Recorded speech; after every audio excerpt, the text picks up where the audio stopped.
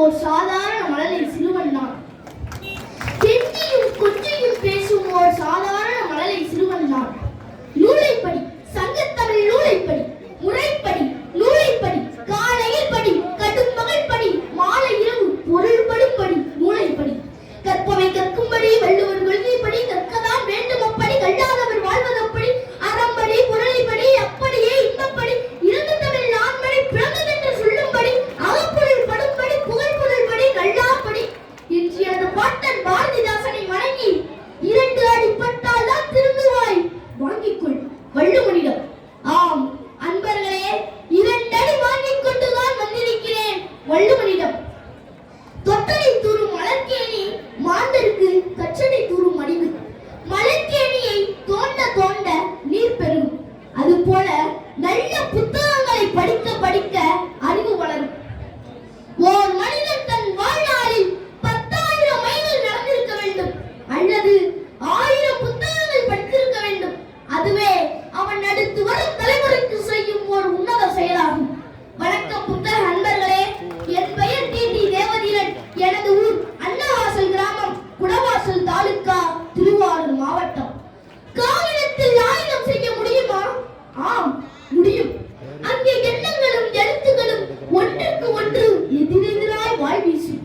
சாட்சிகளும் காட்சிகளும் அங்கே சண்டையிடும். ஆனால் உதிரங்கள் சிந்துவதில்லை, உண்மைகள் தான் ஊர்வலம் வரும். ஆனால் அங்கே உதிரங்கள் சிந்துவதில்லை, உண்மைகள் தான் ஊர்வலம் வரும். இந்த பூமியின் எடையை யார் சொன்னார்? மத்திய ரகையின் அளவை யார் சொன்னார்? புவியை ஈர்ப்பு விசையை யார் சொன்னார்? காட்டாற்றில் கல்லினை கட்டியது யார்? கடாரம் கொண்டு வென்றவன் யார்? 18 முறை படையெடுத்து வந்தவன் யார்? சீன பெருஞ்சுவரை கட்டியது யார்? 2ஆம் உலக போருக்கு காரணம் யார்? யார் என்று யாரை கேட்பது? சாட்சிகள் உண்டா? சொன்னவரும் கண்டவரும் சொல்லி வைத்த புத்தகங்கள் தான் உண்டு இங்கே. நீ யார், நான் யார் என்றே புத்தகங்கள் தான் சாட்சி சொல்லும். நீ யார், நான் யார் என்றே புத்தகங்கள் தான் சாட்சி சொல்லும். கண்டவர் விண்ணிலர், விண்டவர் கண்ணிலர். கண்டவர் விண்ணிலர், விண்டவர் கண்ணிலர் என்பது போல புத்தகங்கள் தான் சாட்சி. புத்தகங்கள் அச்சிட்ட வரும் தாள்கள் அல்ல, அது ஒரு காலத்தின் கண்ணாடி. அது ஒரு காலத்தின் கண்ணாடி. சுவடிகளில் உராய்ந்து, மொழியில் தோகையில் தவழ்ந்து, இயந்திரங்களின் நச்சரி எண்ணிய தொழில்நுட்பத்தில் 10,000 ஆண்டுகளாய் தன்னை புதுப்பித்து நம்மையும் புதுப்பித்துக் கொள்கிறது புத்தகம். புத்தகம் இல்லாவிடில் என்னவாகும் இவ்வுலகு?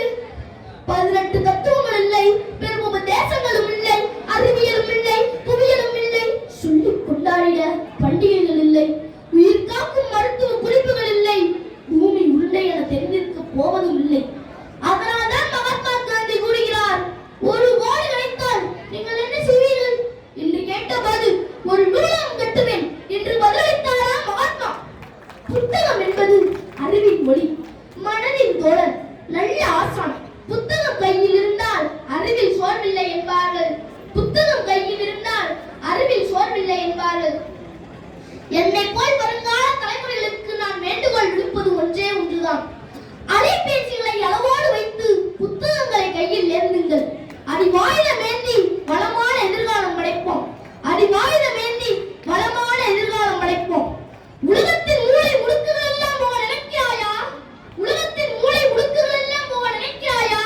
ஓர் நூலகத்திற்கு செல், ஓர் நூலகத்திற்கு செல் என்று பழமொழியை கூறி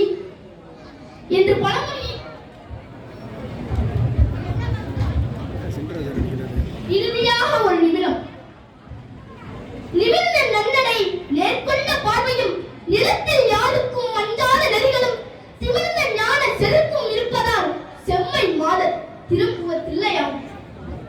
ஒப்பற்ற கவிஞன் பாரதியின் சொல்லெடுத்து கவிப்பாட தொடங்குகிறேன். எங்கள் ஆரூர் ஆட்சியில். இந்த ஆரூர் ஆட்சியரை கண்டதுண்டு, அன்னையே கண்டதுண்டா?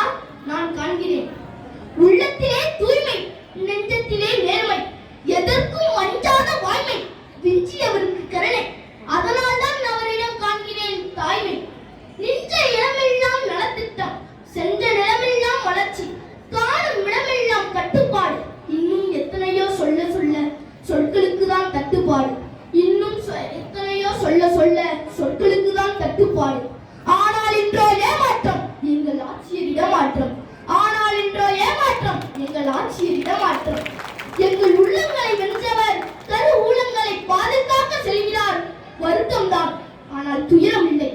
நதிகள் போலத்தான் எங்கள் ஆட்சியரும் செல்லும் இடமெல்லாம் வளம் தருவார். நதிகள் போலத்தான் எங்கள் ஆட்சியரும் செல்லும் இடமெல்லாம் வளம் தருவார். இதனால் இவன் முடிக்கும் நெஞ்சாய்ந்து அதனை அவன் கண்விடல் எனும் திருக்குறளுக்கு ஒப்பானவர் எங்கள் திருவாரூர் மாவட்ட ஆட்சியர் என கூறி வாய்ப்பிற்கு நன்றி பாராட்டி விடைபெறுகிறேன். வாழ்க தமிழ், வளர்க தமிழ். புத்தகத் தேவதீரன் மிகுந்த பாராட்டுக்குரியவர். ஓர் இனிய நிகழ்வுக்காக மரியாதைக்குரிய மாவட்ட ஆட்சித்தலைவர் அவர்களையும் மரியாதைக்குரிய